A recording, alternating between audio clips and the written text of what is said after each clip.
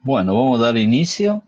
Creo que ya están todos los que deberían estar. Muy buenas tardes a todos. El tema que hoy vamos a ver es una pequeña introducción. Yo supongo que va a complementar o va a repetir de algo que han visto, digamos, ustedes en la teoría. El tema es volumetría complejométrica. La formación de complejos entre metales y ligantes es muy conocida, digamos, en la química analítica. Hay complejos monodentados y complejos polidentados. Lo que nosotros nos vamos a abocar a estudiar son los complejos polidentados. Y un constituyente o un acomplejante especial que es el ETA, ¿sí? El ácido etilendiaminotetracético, ¿sí? Que es denominado, digamos, de los agentes quelantes. Quelantes viene de garro, pinza de cangrejo.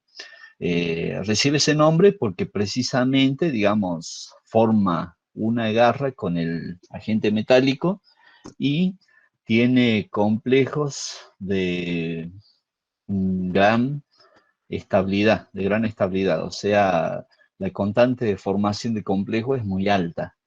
Entonces, este ETA, ¿sí?, tiene múltiples usos y generalmente forma complejos con casi todos los metales de la tabla periódica. Por lo tanto, origina, digamos, diferentes técnicas para todos estos elementos metálicos. ¿Cuál es la ventaja? ¿Cuál es la ventaja de que, digamos, es un reactivo no muy caro, que es sencillo de obtener y genera, digamos, múltiples métodos, como vamos a ver más adelante?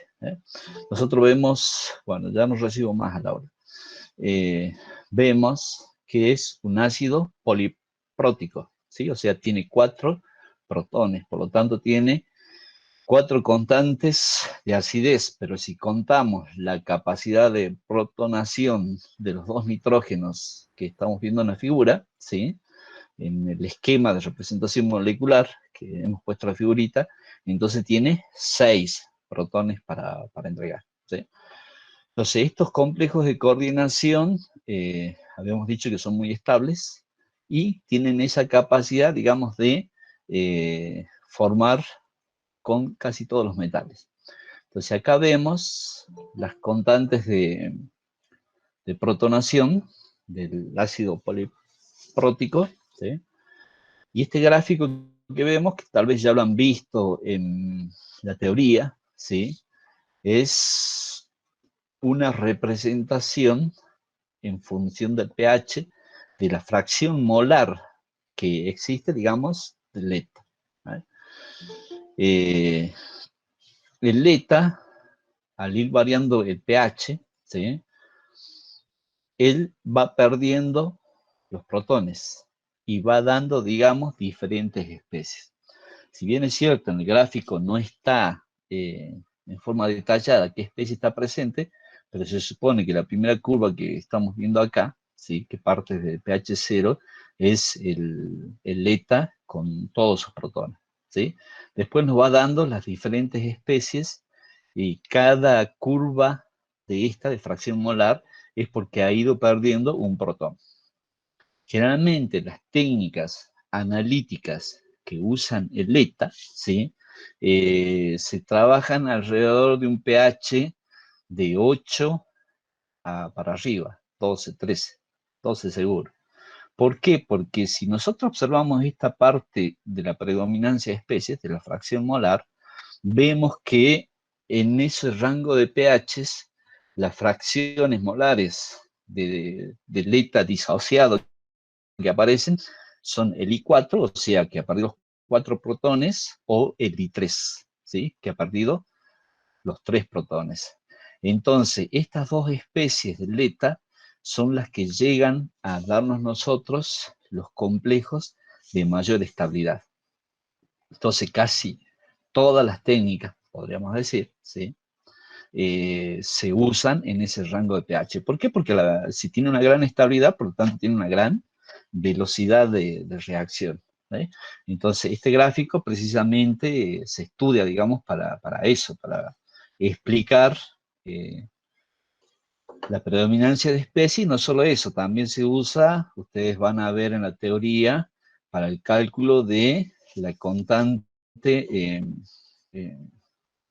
de formación condicional.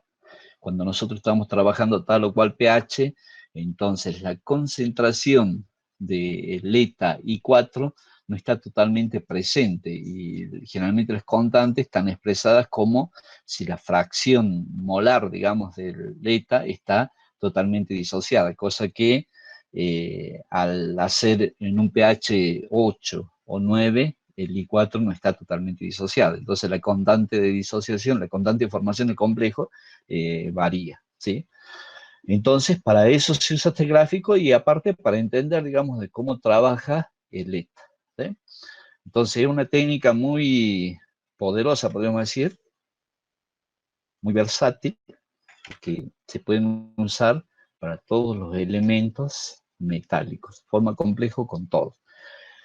El ETA no es el único, digamos, agente acomplejante polidentado, sino que existen otros más y más complejos todavía, que no lo vamos a ver. ¿Por qué? Porque son de uso específico, digamos. El más común de todos y el que es más fácil, digamos, interpretar y para el estudio en química analítica es el ETA. Por eso es que vemos con este complejante y es más barato. ¿Sí? Entonces, vamos a ver las condiciones de reacción. Para uno usar, digamos, tal o cual reacción en química analítica, lo que tenemos que ver son estos tres aspectos. Uno, la velocidad, porque nosotros cuando estamos desarrollando un método, queremos que esa velocidad sea lo más alta posible. ¿Por qué? Porque la reacción tiene que ser casi instantánea, digamos. Nosotros en las determinaciones, ¿qué es lo que queremos? No queremos demorar mucho tiempo, ¿sí? Sino que sean lo más rápido posible, ¿sí? Entonces la velocidad, en el caso de la complejiometría, la cumple perfectamente. La estequiometría también, porque si no sería estequiométrica la reacción, a nosotros no nos serviría para cuantificar los diferentes problemas que se presentarían, digamos, para resolver como químicos analíticos, ¿no es cierto? Entonces, la estequiometría, en el caso del ETA metal, es 1 a 1. Por lo tanto, se puede trabajar en relaciones molares directamente, ¿sí? Porque un mol de ETA reacciona con un mol de metal libre, ¿sí? Entonces, la reacción es 1 a 1. No hay problema, digamos, en ese caso de la estequiometría. ¿Sí? Y un sistema de indicación adecuado. O sea, cuando nosotros lleguemos al punto final, tenemos que tener todo un sistema que nos indique que hemos llegado a ese punto. ¿Para qué? Para poder determinar con exactitud el volumen del titulante que necesitamos conocer. Y de esa forma, digamos, por cálculos posteriores, poder determinar la concentración del analito problema. ¿Sí? Acá tenemos una foto, ¿sí? Un esquema que ha sido sacado de un libro, en la cual nos está mostrando cómo se distribuyen los átomos espacialmente del ETA en relación al hierro. O sea, es un complejo ETA-hierro, ¿sí? Vemos que el átomo de hierro queda en el centro, ¿sí? Rodeado por los átomos de oxígeno del ETA, ¿sí? Y cómo contribuyen también con su par de electrones los átomos de nitrógeno. Los de color negro son los átomos de carbón, del ETA, y bueno, el rosadito el oxígeno y casi naranja el nitrógeno.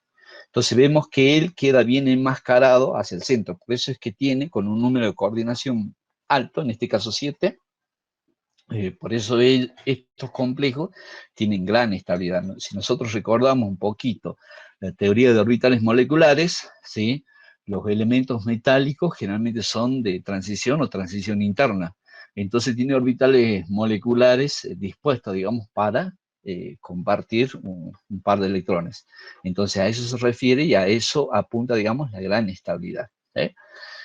Esta fotito nos está mostrando también ha sido sacado de un libro, si lo quieren ver, es Harry, ¿sí? De química analítica, de Daniel Harry, y nos está mostrando las elevadas constantes de formación con los diferentes cationes metálicos, ¿sí? Los forma con casi con todos, ¿no? Entonces, por eso es importante que uno conozca y, bueno, si quiere implementar alguna metodología analítica, lo que tenemos que hacer es ver, digamos, en bibliografía, previo a desarrollar el método, ver la constante de formación para ver si es posible o no el desarrollo de tal o cual método, ¿eh?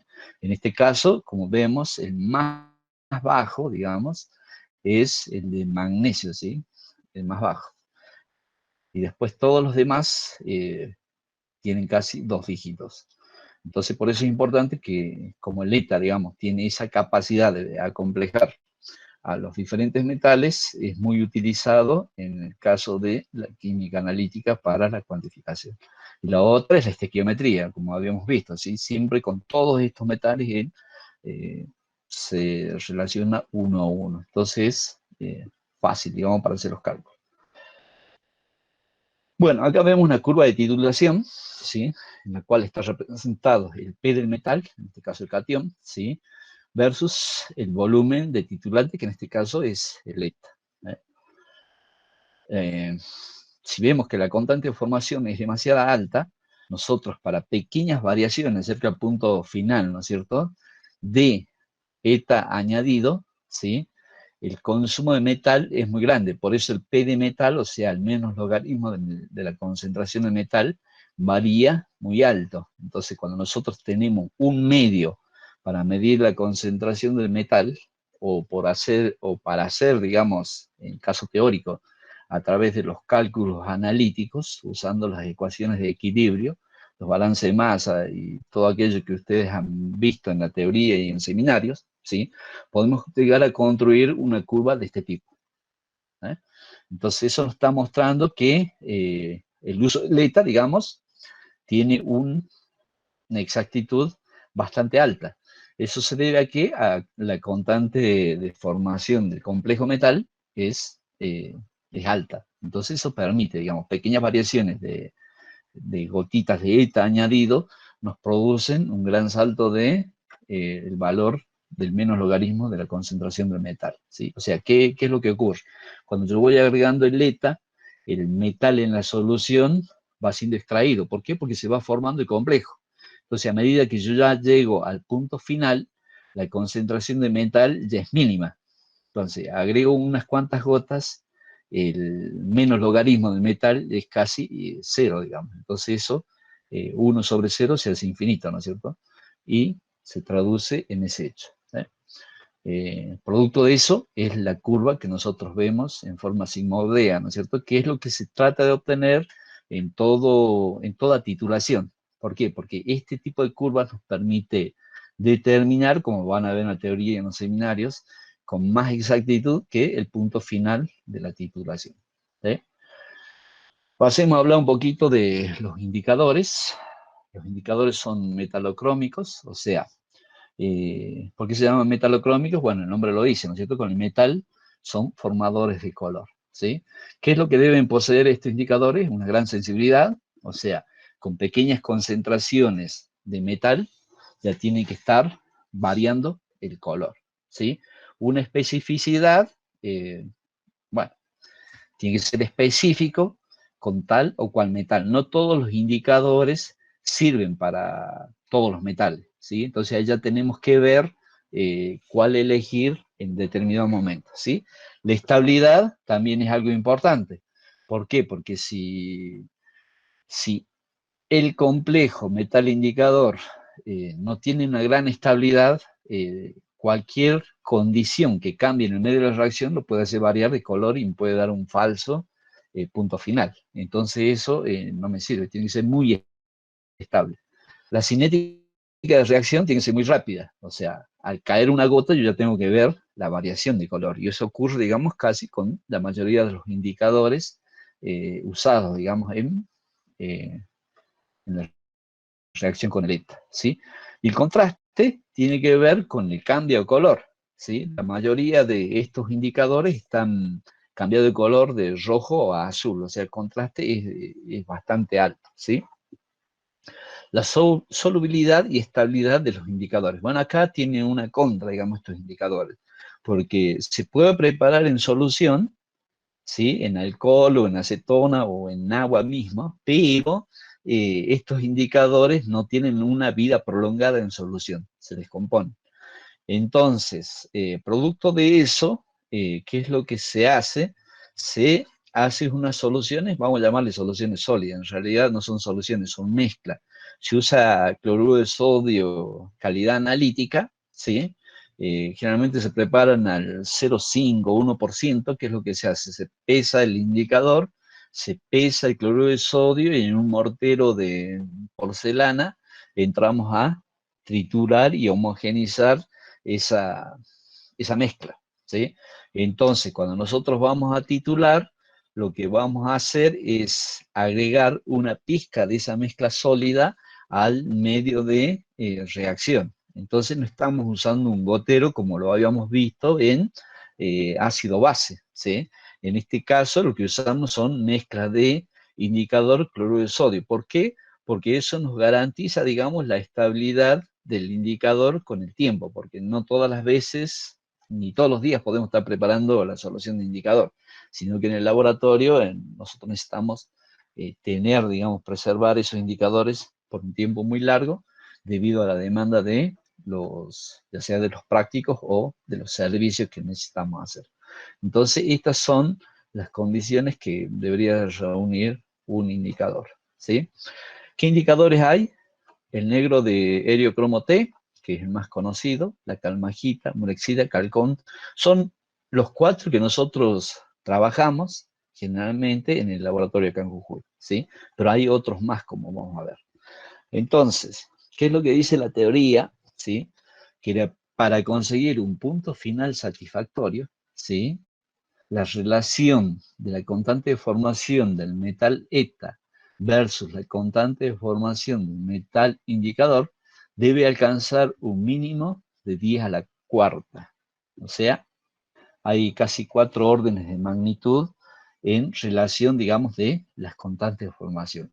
Siempre la constante de formación del indicador debe ser menor que la constante de metal eta. ¿Por qué? Porque el viraje de color, ¿cómo se produce? El indicador metal tiene una coloración, un color, ¿sí?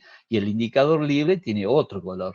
Entonces, a medida que yo voy a ir agregando al seno de la solución el titulante, en este caso el eta, ¿qué se va a producir? Se va a producir un desplazamiento, digamos, del catión, del indicador, ¿sí? Que me lo tiene que sustraer el eta. Si la constante del eta es mucho más estable, digamos, si la formación del complejo eta-metal es mucho más alta, eso se favorece. Por eso es esta condición en la cual me pide, digamos, cuando nosotros vayamos a elegir un indicador, ¿sí? Para eso hay, digamos, tablas, ¿sí? Y acá tenemos las diferentes fórmulas.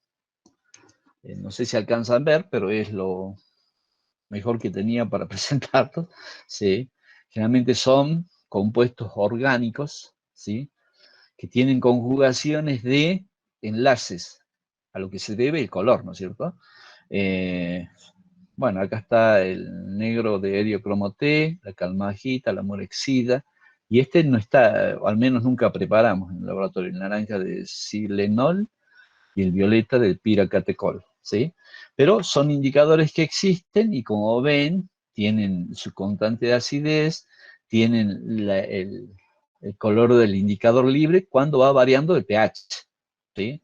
Ustedes recuerden, con el pK, más o menos yo tengo una idea en dónde cambia, digamos, a qué pH está cambiando el indicador libre, ¿no es cierto? Y me da también la coloración del metal indicador y libre, ¿sí? Entonces ya tengo una idea, digamos, a qué rango de pH puedo usar estos indicadores y qué color puedo esperar, ¿sí? Si ustedes ven el naranja de silenol, ¿sí? Tiene 5 constantes de pH, ¿sí? Y casi y tiene 3 colores, casi 2 colores, ¿sí? en diferentes pH, ¿no? Entonces, eso se tiene que averiguar bien, estudiar bien el tema cuando vayamos a implementar una técnica analítica. ¿Sí? Sigamos. La otra información que también nos puede ser útil, esto está en bibliografía también, ¿sí? Es lo mismo que anterior, pero es un gráfico de predominancia de especie, igual que el ETA, ¿sí? Pero en este caso es el indicador. Los colores que acá se están presentando son del indicador libre, no del indicador metal, ¿sí? No del complejo indicador metal, ¿no? Entonces, estos gráficos de predominancia de especies nos sirven a nosotros para saber, digamos, en qué rango de pH estamos trabajando y qué color del indicador podemos esperar y a la vez, digamos, con qué especie ionizada del indicador estamos trabajando, ¿sí? Están las reacciones, los colores a esperar y los posibles virajes, pero estos son de medio ácido, ¿no es cierto? No es del metal indicador, ¿eh? Eso también existe en la bibliografía y uno debería, digamos, informarse, ¿no es cierto? ¿Hasta acá alguna pregunta? ¿Nada?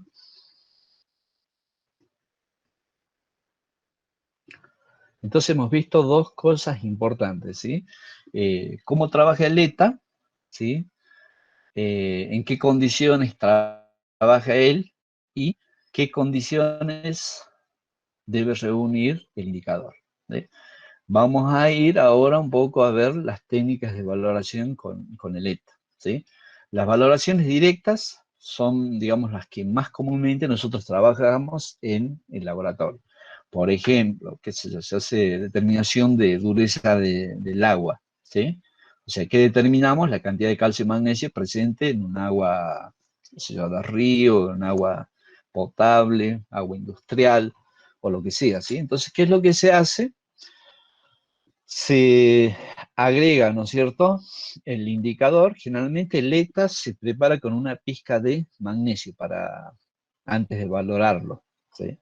Y después se valora con el patrón primario, que es carbonato de calcio, ¿sí? O sea, se hacen los cálculos, se calcula la cantidad de moles que yo necesito tener, que casi son, digamos, iguales al ETA que he preparado, y se va a normalizar el ETA, ¿sí? Entonces, el indicador, con el NET en este caso, va a formar un complejo de color rojo. A medida que yo vaya agregando el ETA, fíjense que acá la especie que está trabajando es la que está disociada de dos protones, ¿sí? O sea, estamos trabajando, si recuerdan el gráfico de predominancia de especies, el alfa, ¿sí? La fracción molar, estamos trabajando alrededor de un pH 8, ¿sí? Por eso el medio se debe regular y se regula con hidróxido de amonio más cloruro o nitrato de amonio. Entonces, ¿por qué? Porque a la medida que vaya reaccionando el ETA, ¿qué me va a producir? Me va a producir dos protones. Entonces, si yo no regulo el medio, ¿qué voy a pasar? Mi medio se va a transformar en medio ácido y eso es, digamos, desventajoso para el trabajo que tiene que realizar el ETA. Entonces, por eso es que se pone un buffer, ¿sí?, de amonio, cloruro de amonio, para que la producción de todos los protones que me vaya viniendo por parte del ETA no me produzca ningún cambio en el valor del pH, ¿sí? Entonces, este complejo metal-magnesio es de color rojo vinoso, ¿sí?, que lo habrán escuchado en la teoría y demás cosas, ¿sí? A medida que avanza la reacción y me acerco al punto final, ¿sí?, todo el magnesio va a estar acomplejado por el ETA, ¿sí? Entonces, en el punto final, el magnesio está acomplejado por el ETA y me queda el indicador libre, que es de color azul. Entonces, en el caso de aguas duras, ¿sí?, en determinación por la cantidad de calcio o la cantidad de magnesio en un agua, es una valoración directa. Yo tengo la muestra problema, le agrego la mezcla de indicador, ¿sí?, en este caso el NET, y valoro directamente con una concentración conocida de ETA, ¿sí? Hay otra aplicación que se llama valoración por retroceso, ¿sí? ¿Cuándo se usa esto? Con metales que forman complejos que reaccionan con lentitud o precipitan a pH que exige la valoración. Por ejemplo, el cobalto a pH más arriba de 7 se acompleja digamos, muy establemente con los oxidrilos y en algunos casos llega a precipitar. Entonces, esta reacción se debe hacer en medio ácido, ¿sí? Entonces, ¿qué es lo que se hace? Nosotros conocemos la exactitud del ETA, ¿sí? Y agregamos un exceso a la solución. En muchos de los casos, esta solución mezcla del metal problema con el exceso de ETA se lleva a ebullición por algunos minutos, con el propósito de que de aumentar la velocidad de reacción, ¿sí? Una vez que hemos verificado o la técnica nos dice que la reacción se ha completado, y cuando nos dice la técnica, pues dice llevar a ebullición por 10 minutos, por 5 minutos, lo que sea, ¿no es cierto? Entonces, ¿eso qué nos está diciendo? Que la reacción se ha completado. ¿Qué es lo que hago? Ese exceso de ETA lo valoro con una solución de magnesio de concentración perfectamente conocida. Y puedo usar, digamos, un indicador tranquilo con como ser el NET, ¿sí? ¿Qué condición tengo que conseguir acá? Que la constante del metal problema con el ETA sea mucho más alta que el magnesio con el ETA. Porque si es más baja, ¿qué va a pasar? Va a entrar a reaccionar el magnesio va a entrar a desplazar, digamos, en este caso, por ejemplo, al cobalto, cosa que no ocurre. El cobalto ETA es muy estable, mucho más estable que el magnesio. Entonces, esa es la condición que nosotros debemos aplicar, en este caso, digamos, por valoración por retroceso, ¿eh? La otra aplicación es valoración por desplazamiento. ¿Qué es lo que se hace en este caso? Se tiene una solución perfectamente conocida de magnesio ETA. Los complejos de magnesio ETA y calcio magnesio son incoloros. Entonces, se agrega en exceso, digamos,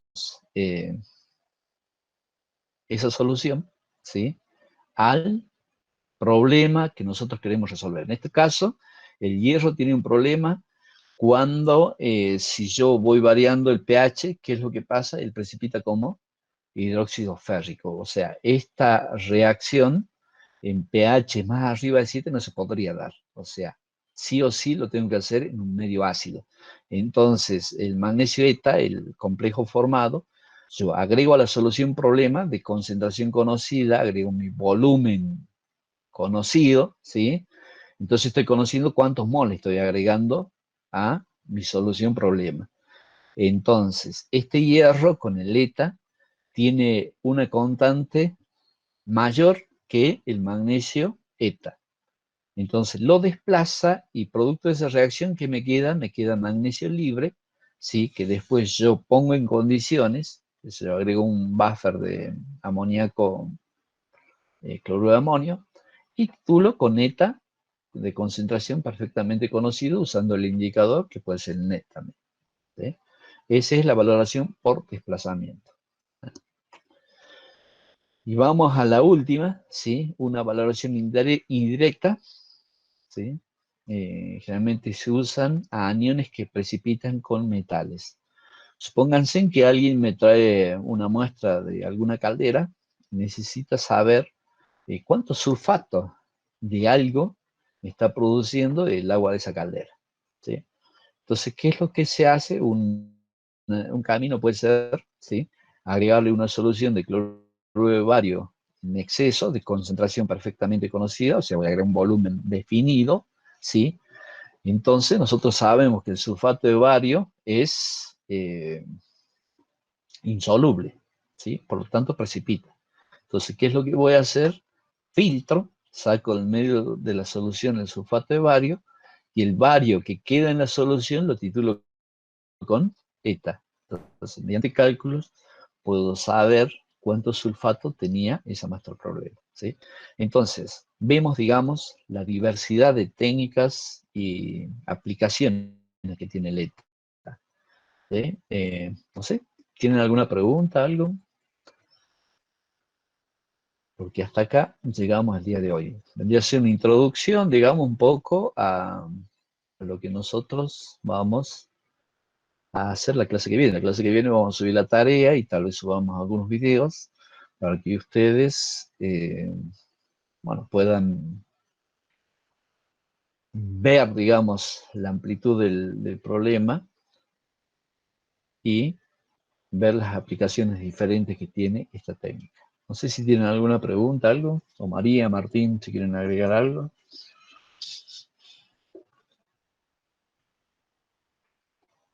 No, patrón, bastante completo lo que diste y estaría bueno también que lo repasen porque hay bastante fundamento para, incluso para la clase que viene, para la semana que viene, ¿sí?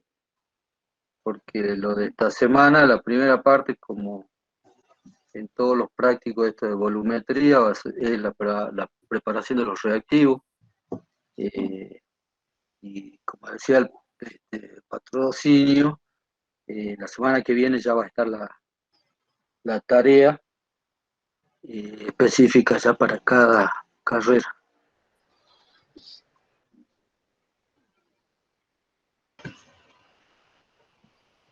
Chicos, les quiero dar, siempre fíjense, ¿sí?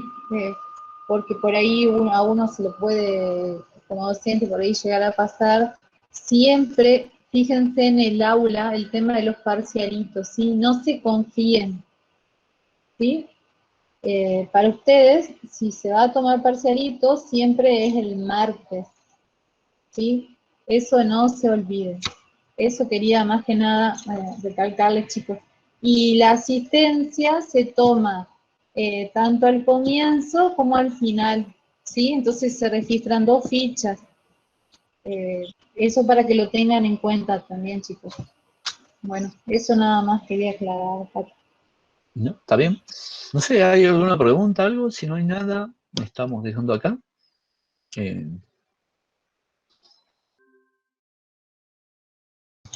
Buenas tardes, chicos. Vamos a continuar con la resolución del seminario 4 de complejometría.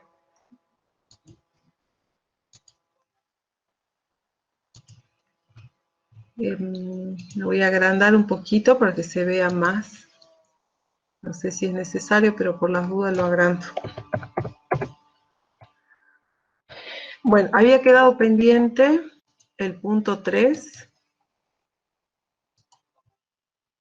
donde nos pedían calcular la constante de formación condicional para la formación del complejo de ETA con zinc a un pH 9, y este pH se logra a través de una solución reguladora amoniacal compuesta por amoníaco, cloruro de amonio de concentración 0,1 formal.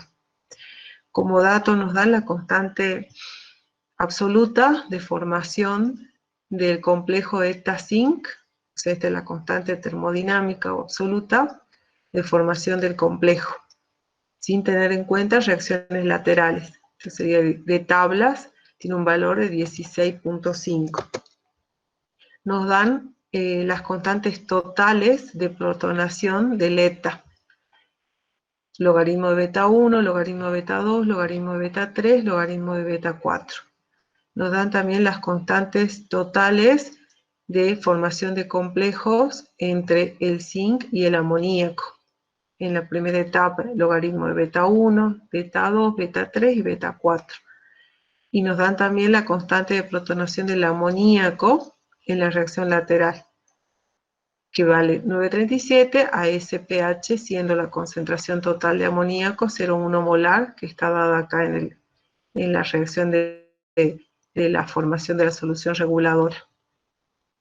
Y nos da como dato adicional que se desprecia la formación de hidroxicomplejos de zinc, ya que este es importante, esta formación de estos complejos es importante cuando el pH es mayor que 10. Como estamos en 9, decimos que si se forma en muy baja cantidad. ¿Sí? Entonces lo despreciamos. Entonces, en este caso lo que tenemos que hacer es establecer cuáles son las reacciones que se están produciendo. La reacción principal que sería la formación del complejo entre el ion metálico y el eta. Entonces, el ion metálico con el eta forma un complejo de esta forma, que tiene la estructura metal eta. La carga neta sería más 2 menos 4 menos 2. Y las reacciones laterales, que según nos están dando la información, tenemos dos reacciones laterales. La de protonación del eta y la de complejamiento del zinc debido a la presencia del amoníaco. Entonces, tenemos un efecto de complejamiento del zinc y un efecto de protonación del eta.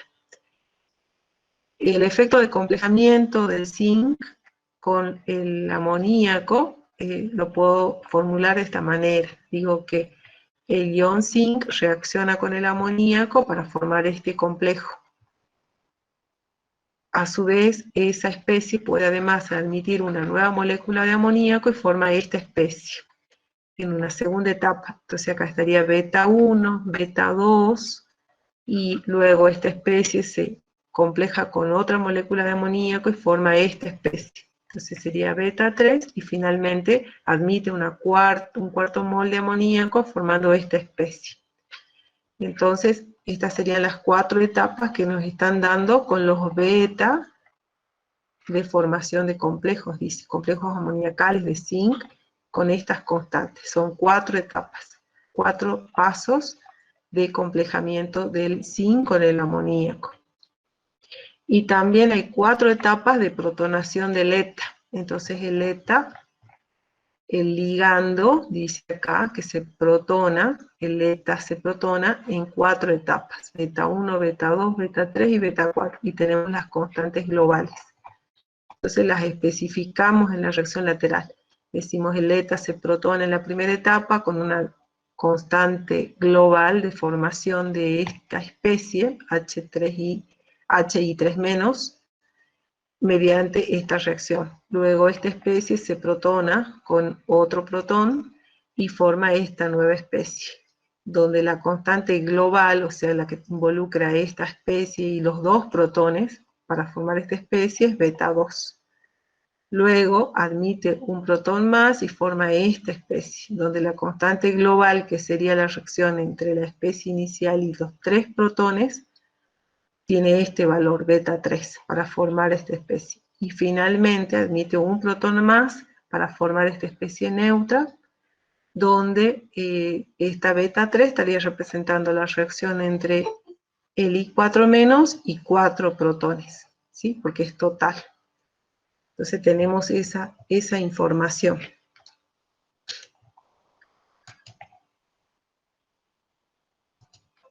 Bueno, ¿y qué más? Además nos están dando la protonación del amoníaco mediante esta constante de formación de esa especie, que es 937 a pH 9, y con esta concentración total de amoníaco. Entonces nos están diciendo que este amoníaco también se protona en una reacción lateral interna para formar ion amonio, donde esta reacción tiene una constante de formación beta. Como es de una sola etapa, me da lo mismo la K o la beta, pero acá nos dan como beta, se sobreentiende que es igual que la constante K de formación de esta especie. Entonces el dato es beta para esta reacción lateral. Reacción lateral de la lateral que está establecida en esta reacción, ¿no? O sea, esta es una lateral interna, digamos. Esa es la situación de lo que está ocurriendo en el balance, digamos, en la reacción global. Hay reacción principal y hay 2 reacciones laterales, y hay a su vez una tercera reacción lateral dentro de la primera reacción lateral. Bueno, con todo esto planteado, tenemos que definir cómo se establece el valor de la constante condicional. Nos dice calcular la constante condicional para ese sistema. Bueno, aquí es igual la constante condicional por definición. Habíamos definido en teoría que la constante condicional era la relación entre la concentración del eta, el complejo formado, o sea, el producto formado, sobre las concentraciones de las especies que le llamamos prima, porque esta especie del complejo que se formó donde el zinc que forma el complejo y el eta que forma el complejo tienen sus concentraciones modificadas por las reacciones laterales. O sea, las reacciones, estas cantidades iniciales que teníamos, se ven modificadas por estas reacciones laterales. Entonces esa modificación la llamo prima, porque no es la total que había inicialmente, sino es una fracción. O sea, de lo que había inicialmente, una parte se compleja con el amoníaco y otra parte se compleja con el eta. A mí me interesa esta reacción.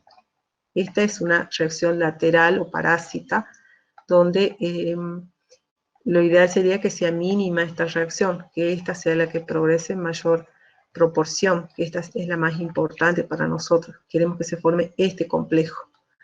Bueno, entonces habíamos definido esta constante condicional como el cociente entre la concentración del complejo formado de interés para nosotros sobre las concentraciones de las especies zinc' y prima. Y luego, ¿a qué era igual esto? Por definición, esta concentración de Z', lo habíamos igualado, por acá lo tenemos Z', la relación lo habíamos definido como el coeficiente de reacción lateral, en la formación de ese complejo zinc amoníaco era el cociente entre esa expresión Z', la concentración de Z' y la concentración de Z.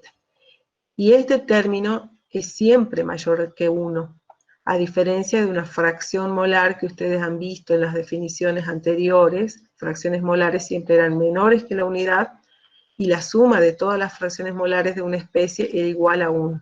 En este caso, no. En este caso, el coeficiente de reacción lateral no es una fracción molar, es un coeficiente de reacción lateral, es siempre mayor que 1, donde esta especie, dividido la concentración de Z, de zinc, digo, es siempre mayor que la unidad.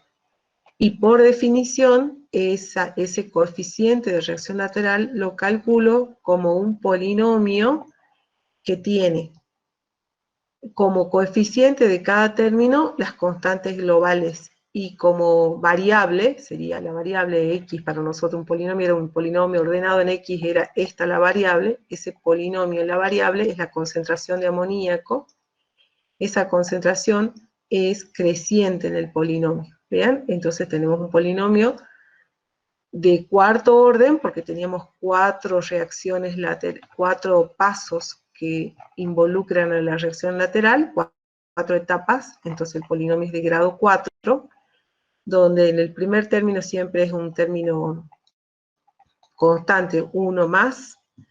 El primer término es la constante global de la primera etapa por la concentración del amoníaco a la primera. El segundo término es la constante global de la segunda etapa, o sea, la global primera y segunda, por la concentración de amoníaco al cuadrado, más la constante global para las 3 primeras etapas por la concentración de amoníaco al cubo, y más la constante global para las 4 etapas por la concentración de amoníaco a la cuarta. Eso sería la expresión de este coeficiente de reacción lateral. Siempre lo calculo de esa manera. Es un polinomio donde como coeficiente de ese polinomio tenemos las constantes globales, y como variable es la concentración de la especie que está formando esa sustancia. En este caso es un complejo zinc amoníaco. La variable es la concentración del amoníaco. Y con los datos del problema podemos cuantificar este coeficiente de reacción lateral. De la misma manera, para el caso del coeficiente de reacción lateral para la protonación del eta, que está dado en esta reacción, tiene la misma expresión, es la relación de I' sobre I, y donde su cálculo involucra un polinomio del mismo orden según los pasos que obtengo. También hay 4 etapas acá, entonces son de 5 términos sería, bueno, pero es de una potencia 4, porque el primer término es de orden 0, el segundo término de primer orden, segundo orden, tercer orden, cuarto orden. O sea, el polinomio es de grado 4, coincide con el número de las etapas. Es de 5 términos porque siempre involucra este término de grado 0. Entonces siempre va a estar este término más el producto de los de las constantes globales, involucradas para formar cada especie en cada etapa, por la concentración de la especie que está reaccionando, en este caso con el eta, que son los protones, elevado a los distintos órdenes, primero, segundo, tercero y cuarto, ¿sí? Siempre lo construimos de la misma manera. Y como datos, nosotros tenemos los logaritmos, ¿sí? Los logaritmos de esas constantes de formación totales o globales. Entonces, lo que tenemos que hacer acá es expresarlo como el antilogaritmo. O sea, beta sería 10 elevado al logaritmo. ¿Sí? Hay que despejar, digamos. Si quieren lo despejan primero y después lo reemplazan. ¿Sí? Entonces, este coeficiente lo puedo calcular. Y el otro coeficiente también. Ya lo vemos cómo hacemos. Bueno, entonces, en base a esto, les decía cómo definíamos esta expresión. De acá podemos sacar z sin prima lo puedo despejar de acá. Sin prima es sin por alfa, ¿no es cierto? Sin prima es sin por alfa. Entonces eso lo coloco acá. Sin prima es sin por alfa. Mientras que el eta, la concentración del eta prima, la concentración del eta prima, según esto, es igual a la concentración del eta por el alfa, por el coeficiente de reacción lateral por I. Eso reemplazo acá, por las definiciones dadas. Entonces, ¿qué me queda igual la constante condicional? Me queda igual a esta expresión, donde si agrupo estos factores, este factor con estos dos del denominador, eso por definición es la constante absoluta o termodinámica de formación del complejo. Entonces esta constante es la constante de tablas, este numerador dividido estos dos factores. Eso lo agrupo y eso por definición es la constante de formación del complejo cuando no existen reacciones laterales. Dividido los coeficientes de reacciones laterales porque me quedan sueltos acá. ¿Sí? Esta expresión es igual a esto. Luego aplico logaritmo miembro a miembro. Si aplico el logaritmo del primer miembro va a ser igual al logaritmo de este miembro y esto me queda igual. Como es un cociente, el logaritmo del numerador menos el logaritmo del denominador. Como en el denominador tengo un producto, va a ser igual a la suma y luego elimino el paréntesis y me queda esta diferencia. ¿Sí? Entonces me queda el logaritmo del numerador menos el logaritmo del denominador. Como hay dos términos en el denominador, los dos son negativos. ¿No es cierto? Los dos son negativos porque sería la suma de ambos, pero acá habría un paréntesis. Al eliminar el paréntesis, los dos me quedan negativos. Entonces, en resumen, ¿qué utilizo para calcular la constante de formación condicional? Utilizo esta expresión, que viene de la definición, donde el logaritmo de la constante de formación del complejo, cuando no existen reacciones laterales, la tengo como dato.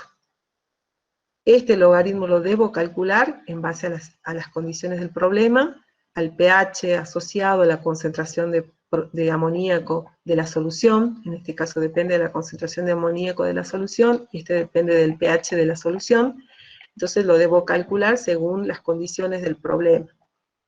Estos dos van a ser variables, esto va a ser constante, y es dato del problema. Entonces empezamos por calcular esta especie, que es la más sencilla, después pasamos a esta. Entonces dijimos que eso se calculaba mediante un polinomio de grado 4, donde el primer término siempre es 1, y los demás términos involucran las constantes globales de cada etapa multiplicada por la concentración de los protones, donde esa concentración es creciente en el polinomio. Bueno, la concentración de protones la conocemos porque dice que el pH es 9, entonces la concentración de protones la sacamos de ese valor. ¿Qué más? El beta 1 lo conozco porque me dan el logaritmo de beta 1 va a ser el antilogaritmo de esta expresión de 10 al cubo, o 10 elevado a la 10.3, es lo mismo. Entonces de esa manera voy calculando beta 1, beta 2, beta 3, el H también, que es 10 elevado a la menos 9, tengo todas estas variables, reemplazo y me da este valor. Una vez que lo tengo, aplico el logaritmo y tengo el resultado. Y eso va a ir en este término. ¿sí? Entonces es cuestión de manejarse bien con los logaritmos, despejar bien la concentración de protones y reemplazar esto en la expresión general de cálculo del coeficiente de reacción lateral debido a la protonación del éter. Luego pasamos a calcular esta constante, este término que nos queda para definir la constante condicional. Sí, nos falta este término. Para calcular ese término, planteamos lo mismo que antes, decimos el coeficiente de reacción lateral es el cociente entre la concentración de zinc' sobre zinc, y eso es igual a un polinomio de grado 4, debido a que hay 4 etapas de formación de los complejos hasta la última especie, son 4 etapas. Entonces es un polinomio que siempre empieza con un término unitario más el coeficiente 1 por la concentración de amoníaco, que es la especie que está formando el complejo, más beta 2 por la concentración de amoníaco al cuadrado, y así sucesivamente. Bueno, acá hay que definir cuál es la concentración de amoníaco que está participando en esta especie, en la formación de ese complejo. Y para eso tenemos en cuenta la reacción lateral que estaba involucrada en esta parte. El amoníaco se protonaba y formaba ion amonio. O sea que esta concentración de amoníaco que forma los complejos no es la total, es una parte, porque parte se ha protonado. No es todo el amoníaco inicial que había, sino una parte. Entonces, eso debo tenerlo en cuenta. Entonces digo, la concentración total de amoníaco que me dieron al principio de 0,1 molar es la que se protona, la que se compleja, mejor dicho, con el zinc, más la del ion amonio, porque una parte se transformó en amoníaco y otra parte quedó como una parte se transformó en ion amonio y otra parte quedó como amoníaco, y el total me da 0,1. Entonces la concentración que interviene acá en la formación de ese complejo es esta, por lo tanto la debo calcular antes. ¿Cómo la calculo? A partir de esta relación. Digo, la concentración de amoníaco es igual a la total al amoníaco prima sobre el coeficiente de reacción lateral. Esto va a ser la total que tenía como dato sobre el coeficiente de reacción lateral, y como coeficiente de reacción lateral también es un polinomio, pero en este caso es un binomio nada más, porque tengo una sola etapa. La reacción se produce en una sola etapa, ¿no? Acá, el amoníaco en una sola etapa se protona y da ion amonio. Entonces no tengo la sucesión de reacciones que tengo como de este lado ni acá. Tengo una sola etapa. Entonces ese polinomio va a ser de grado 1. Entonces me queda que este coeficiente de reacción lateral para el amoníaco vale 1 más la constante global para esa etapa por 10 elevado a la menos el pH. ¿Sí? 10 elevado a la menos el pH, la concentración de protones sería.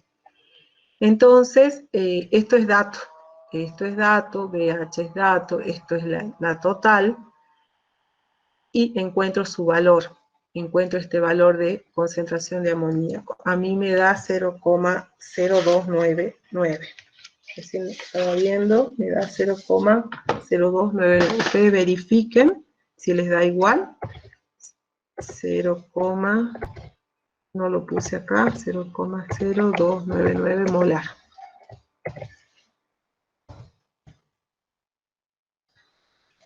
Bueno, esa va a ser la concentración de amoníaco que tengo que reemplazar acá.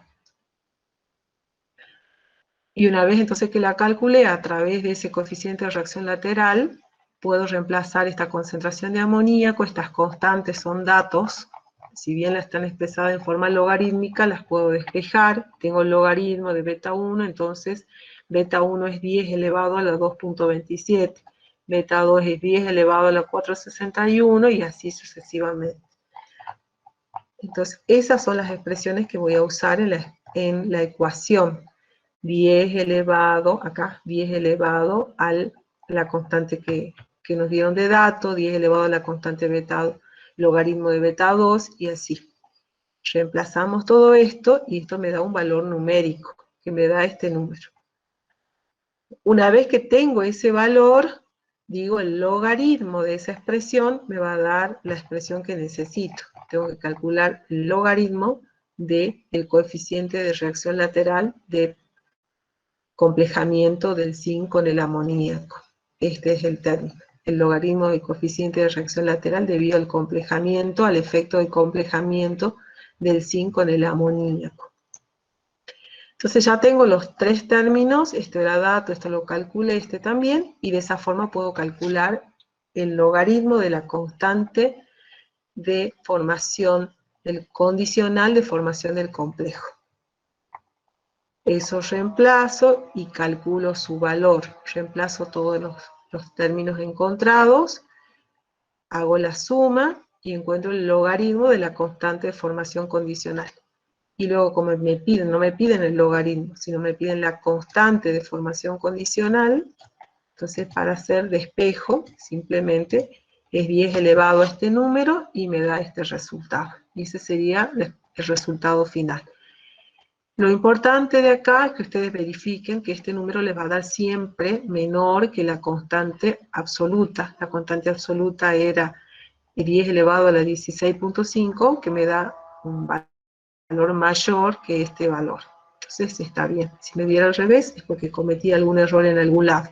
Si me tiene que dar inferior, la constante de formación condicional es menor que la constante absoluta. No sé si hay algo que necesiten que les explique nuevamente, si les quedó claro.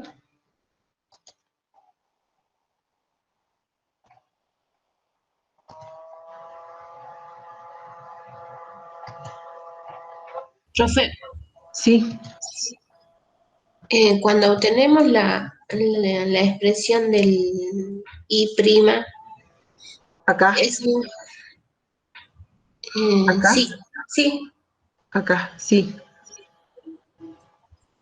eh, eh, bueno, el I' sería igual a la concentración de I por el alfa Este de I. producto, Ajá. sí, este producto.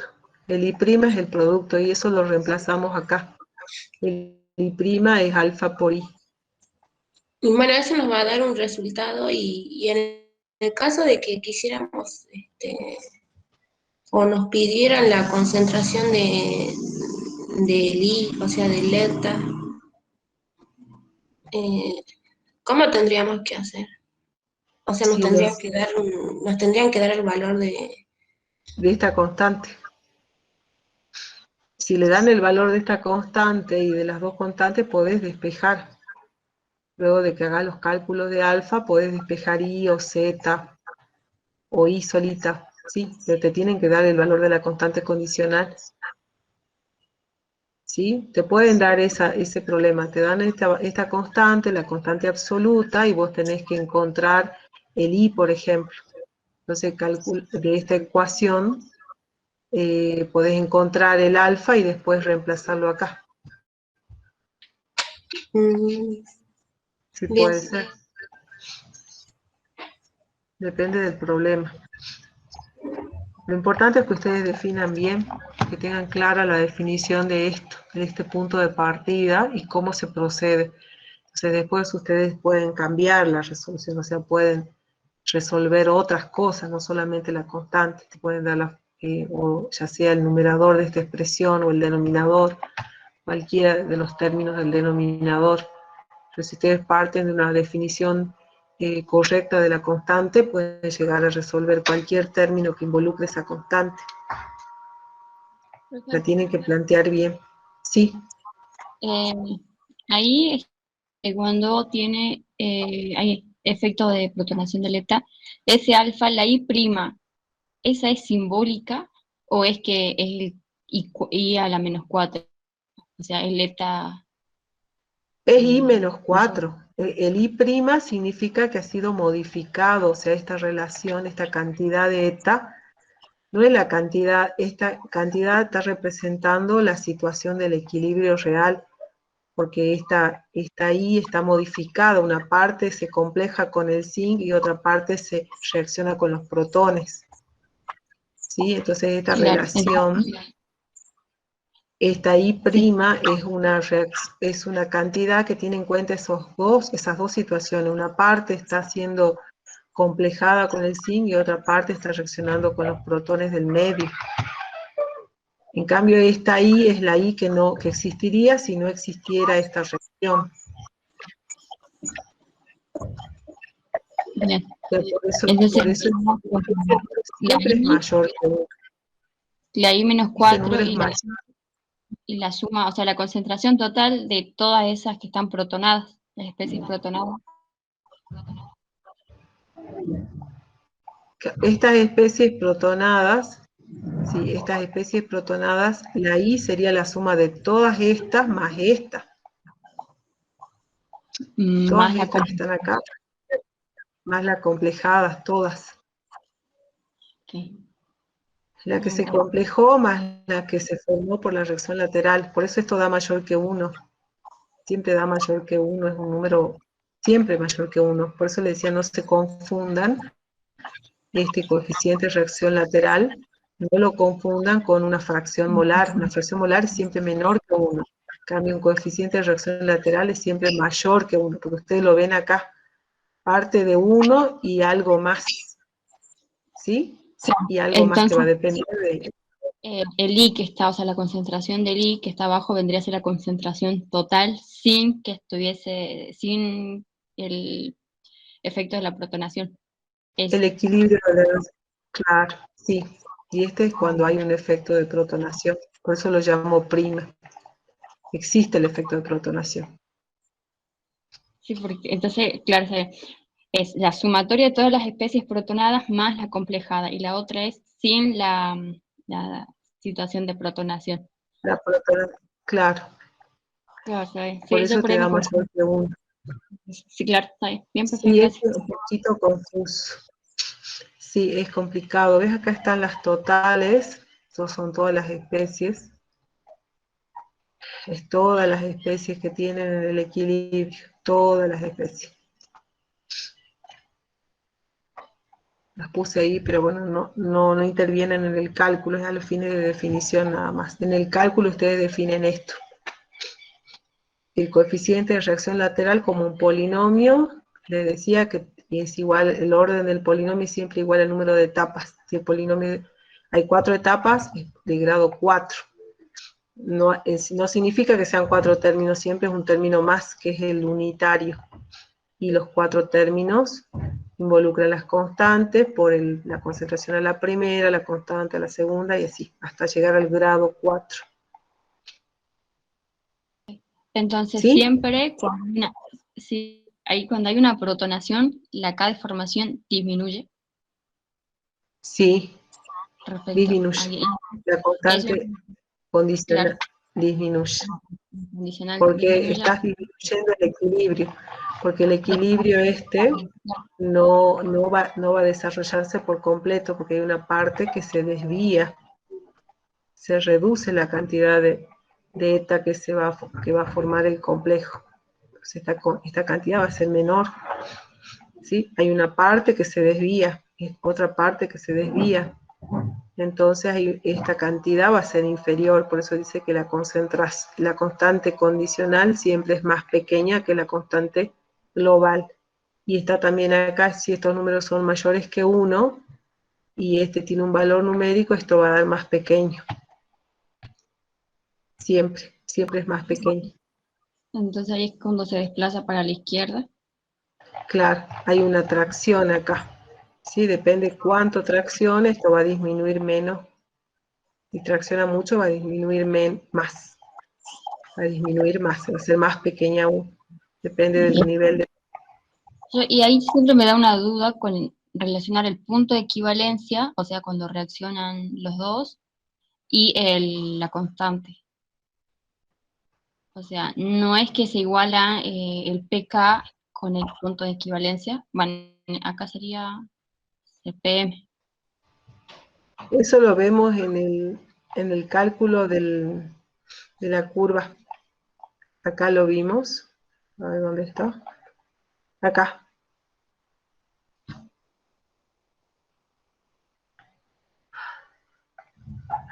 El P del metal. siempre cuando vos haces la concentración es el P del metal, ¿sí? No, el pH no es el P del metal, es lo que graficamos en la curva de valoración, relacionamos el P del metal versus el volumen de ETA agregado.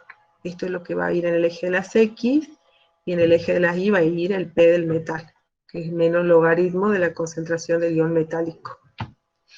Y en ese caso, cuando haya una reacción lateral, como en este caso, está involucrada la reacción lateral, entonces está involucrado el término del logaritmo de la constante de formación del complejo menos el logaritmo del coeficiente de reacción lateral menos el logaritmo de la concentración del complejo formado, la concentración del complejo que se formó, calcio eta. Entonces acá también es un coeficiente, es un término negativo que disminuye según la cantidad que se haya formado de el complejo, porque acá yo lo que tengo que expresar es la concentración de calcio libre. Entonces la concentración de calcio libre, para representarla en el eje de la Y, tengo que tener en cuenta la relación del equilibrio, restarle la del coeficiente de reacción lateral y restar la concentración del calcio complejado con el eta. Y para valores mayores que el punto de equivalencia, de acá para adelante, también tiene en cuenta, como tengo en cuenta el exceso de eta formado, entonces yo considero el logaritmo de la concentración del eta en exceso, menos el logaritmo de la concentración del calcio libre, del complejo, digo, calcio eta formado, menos, más el logaritmo de la constante de formación del complejo, y menos el logaritmo del coeficiente del alfa, el logaritmo del coeficiente de reacción lateral debido a la protonación del eta. O sea, es lo mismo que está acá, se agrega nada más que este término adicional. O sea, ¿esto te estás refiriendo vos o no? ¿A esto te referías? O sea, variaba, o sea, mi duda era cómo se relacionaba el punto de equivalencia con la constante y, bueno, también el pH. Es esto, Claro. esto que está acá. En el punto de equivalencia, la concentración del calcio libre, tenés igual a esta expresión, donde te da el logaritmo de la constante de equilibrio, le tenés que restar la cantidad que se protona, el eta que se protona, y restar la concentración del calcio del complejo formado, la cantidad de complejo formado, porque esto representa calcio libre. Entonces, si el calcio está complejado, no está libre, entonces lo tengo que quitar para ver cuánto me queda como calcio libre. Bien, profe, gracias. No de nada. Bueno, esto ya lo habíamos visto, ¿verdad? Y nos faltaba esto. El hierro forma complejos con el ion tiocianato. Y nos dice con qué constante de formación tiene lugar esta reacción. ¿Cuál es la constante global para formar este complejo hierro-tiocianato? Es decir, el hierro con el ion tiocianato forma esta sustancia compleja en una primera etapa. En una segunda etapa, el mismo hierro puede adoptar o puede aceptar dos tiocianatos y formar esta nueva especie en una constante global, porque por eso ponemos dos acá, con una constante global de formación que involucra el producto formado sobre la concentración de las especies que lo formaron, que sería hierro y tiocianato al cuadrado. En 3 etapas el hierro también, o sea, el hierro admite 3 tiocianatos y forma esta especie compleja neutra, donde su constante global es el cociente entre el producto formado, entre la concentración del producto formado y la concentración de los reactivos, que es el del hierro y del tiocianato al cubo. Y admite también hasta una cuarta etapa 4 moles de tiocianato formando esta especie con una carga negativa, donde la constante global es la relación entre la concentración de esta especie y la concentración de los reactivos elevado a sus coeficientes estequiométricos. Entonces, una vez definido esto, estos serían los equilibrios de formación de las distintas formas de las especies complejadas del hierro con tiocianato. Acá dice que llegamos hasta la cuarta, ahí se detiene, esta es la última forma. Calcular la concentración de la especie mayoritaria. O sea, las especies que tengo son estas, esta especie con 2 tiocianatos, con 3 y con 4. Bueno, ¿cuál de ellas es la especie que está en mayor proporción? ¿Cuál es la de mayor concentración? Y también la concentración de hierro libre. ¿Cuánto me queda de hierro libre y cuál es la concentración de todas estas especies? Y de ahí tengo que decir cuál es la mayor. O sea que me están pidiendo que calcule la concentración de hierro libre y de todas estas especies para ver cuál es la mayoritaria. Y nos dan como dato la concentración analítica de la especie hierro más 3, que vale 0,1 molar. Al decir analítica nos está diciendo la concentración total, la concentración de la suma, como suma de todas las especies que contienen hierro. La total vale 0,1 molar.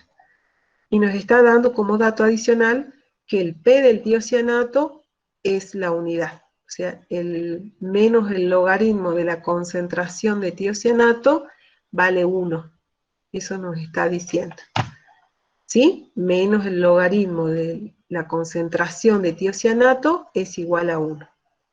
Entonces, con esa información tenemos que calcular las fracciones molares de las especies, de las distintas especies. ¿Cuáles son las especies? Dijimos esta, y el hierro también, incluida el hierro libre. Entonces, por definición de fracción molar, esto ya no es coeficiente de reacción lateral, es fracción molar, era igual al cociente entre la especie que quiero determinar su fracción molar y la concentración total de todas las especies que involucran al hierro.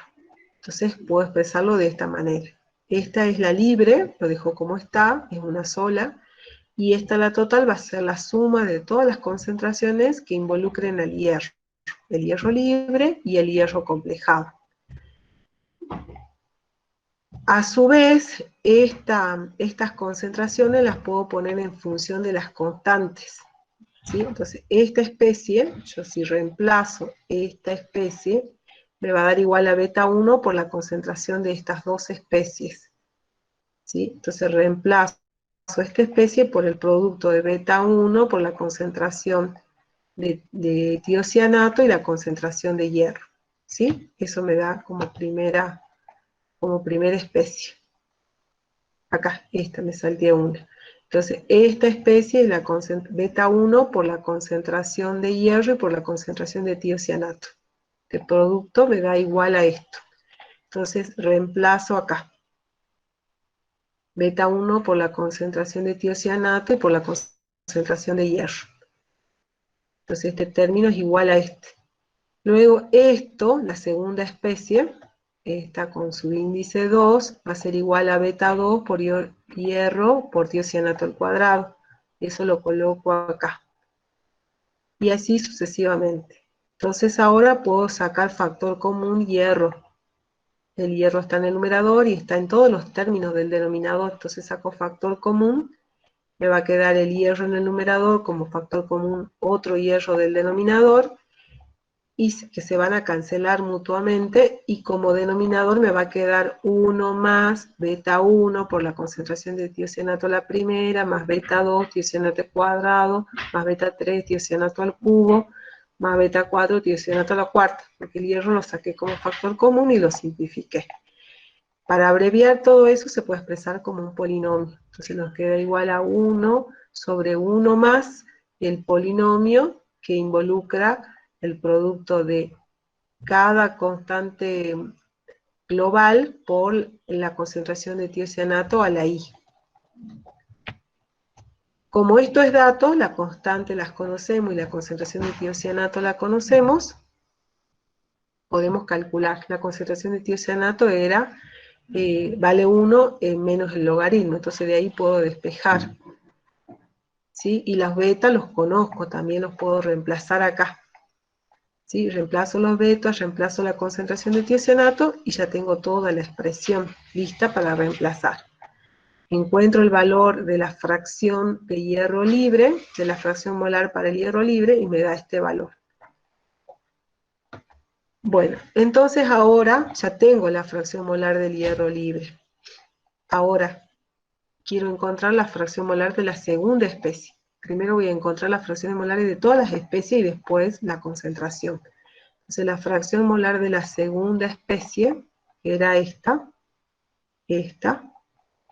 involucraba el hierro, es igual a su concentración por la concentración, sobre la concentración total de hierro.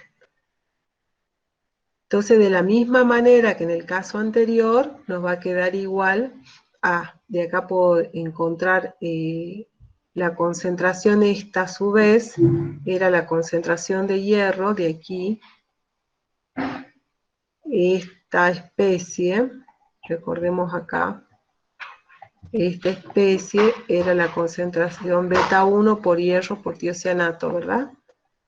Entonces lo reemplazo y me queda esta expresión.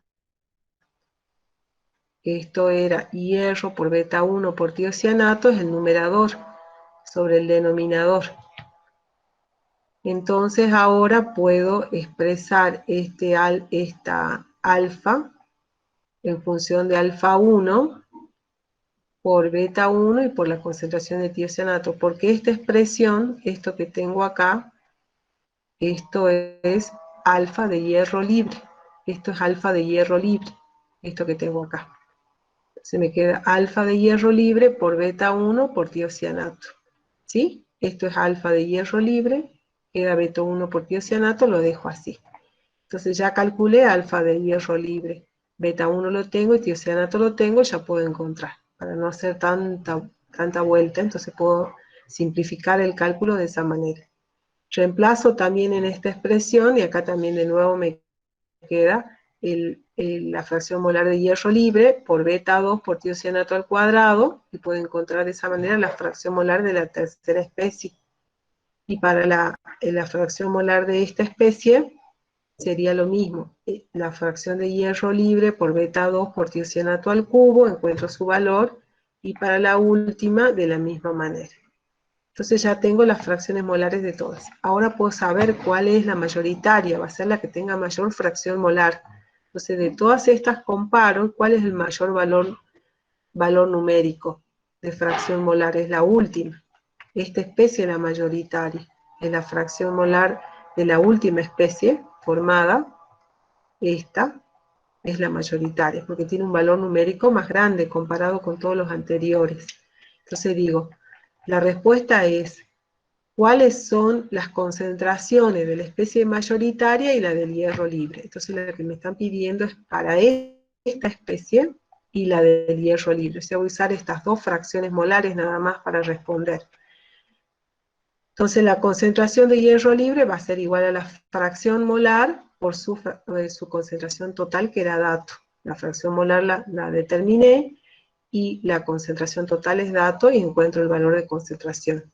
Y para la especie mayoritaria lo mismo, es su fracción molar por la concentración total. La fracción molar la calculamos, 0,56, por la concentración total, que era 0,1 molar, y de esa manera ya tengo el resultado. Entonces acá tenemos que poner molar.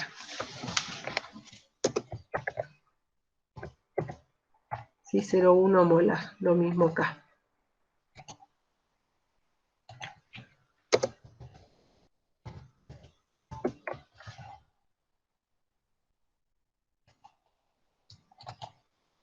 ¿Sí? Y ya ese es el resultado, estamos respondiendo a la pregunta. La pregunta era, ¿cuál es la concentración de las especies mayoritarias y la de hierro libre? La mayoritaria es 5,6 por 10 a la menos 2 molar, y la de hierro libre 2,8 por 10 a la menos 4 molar. ¿Sí? Ya con eso hemos respondido a la pregunta. ¿Se entendió? ¿Hay algo acá que no se entendió?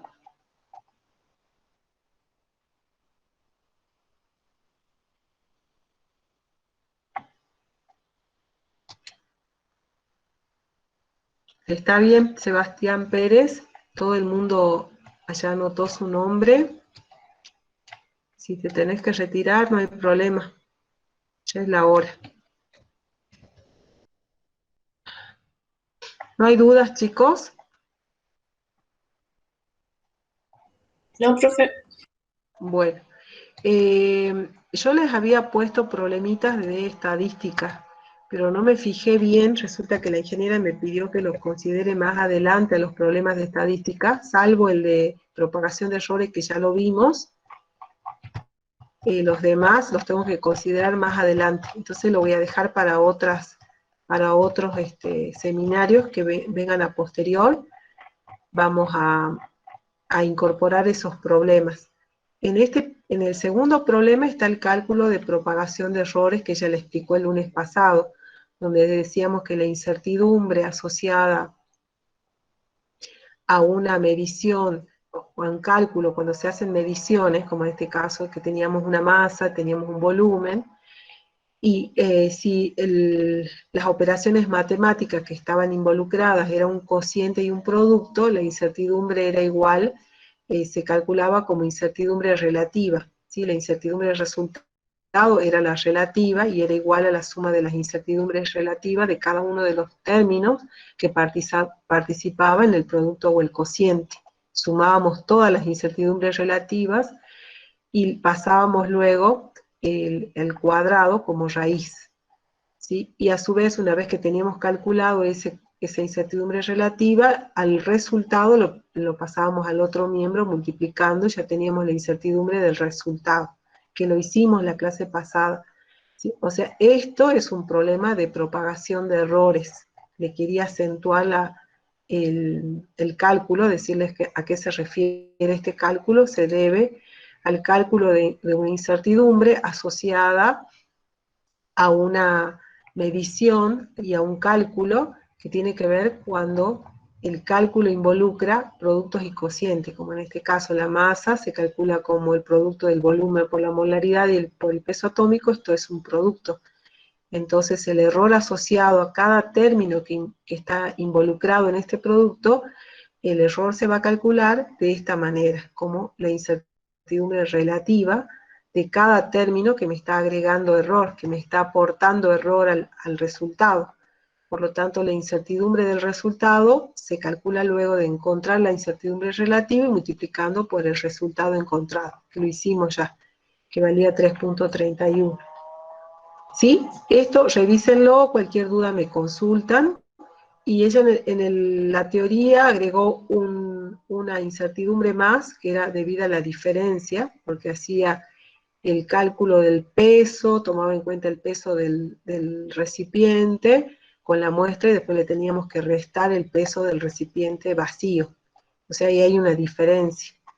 Entonces agregó un término más de error que se refiere a la diferencia, ya no al producto ni al cociente, sino a la diferencia. En ese caso, la incertidumbre del resultado era directamente cuando era la suma, directamente era la incertidumbre de ese término adicional. Entonces, fíjense eso, por favor, revísenlo, porque ella en el parcial les puede dar ese término adicional también. Si tienen alguna duda, me preguntan cómo se resuelve, ¿sí? Está resuelto en la teoría. En este caso, nosotros hemos resuelto cuando las operaciones involucradas son productos y cocientes nada más, y no tenemos resta. En este caso no hay una resta, solamente productos y cocientes. Sí, revísenlo y cualquier duda me preguntan, porque como les digo, en el parcial les puede poner algo de restas o sumas. Entonces ahí hay que tener en cuenta que es distinto el cálculo. ¿Está? Revisen esto. Y la clase que viene, si tienen dudas, me preguntan. Profe, ¿usted va a mandar las dos Sí. clases ahora al correo? ¿Dos clases? ¿Por qué dos clases? La anterior y esta. La anterior ya la mandé, ¿no la recibieron? No, profe, yo no la recibí. no. Ah, bueno, ahora la mando a las dos. No, pensé que le había mandado. Bueno, ya mando. Mando esta y la anterior. Bueno, profe, está bien. Entonces, con Bueno, esto profe, terminamos y La clase que viene, ya va a ser volumetría por precipitación. Así que vayan estudiando y si tienen dudas, consulten, manden el foro, o si necesitan una clase extra de consulta, me preguntan y ya vemos un día de consulta, si hay algo que necesitan adicional. ¿Sí? Me preguntan y fijamos un horario de consulta. Bueno, profe, gracias. Una consulta, el seminario 4, entonces, hasta que no nos expliquen lo de estadística, ¿no entregamos? No, ya les dije, el seminario 4 ya está dado completo. Los problemas que les di adicionales de estadística lo voy a ir agregando a los seminarios posteriores. ¿Sí? Lo voy a repetir en los seminarios posteriores, así que ustedes hasta este punto que terminamos hoy, eso me tienen que mandar la semana que viene. Se vence la semana que viene. Bien, profe, gracias. ¿Está? Yo Sí. lo he modificado en el aula del seminario, si quieren bájenlo de nuevo, está modificado, porque eliminé todos los problemas de estadística que se los había puesto y se los voy a agregar en los seminarios que vienen, ¿sí? Ahí van a estar incorporados. Entonces, por ahora, tengan en cuenta que esto llega hasta acá, y ustedes me tienen que entregar el seminario en la semana que viene, como hacemos siempre, terminamos el tema y la semana siguiente me lo entregan. Bueno.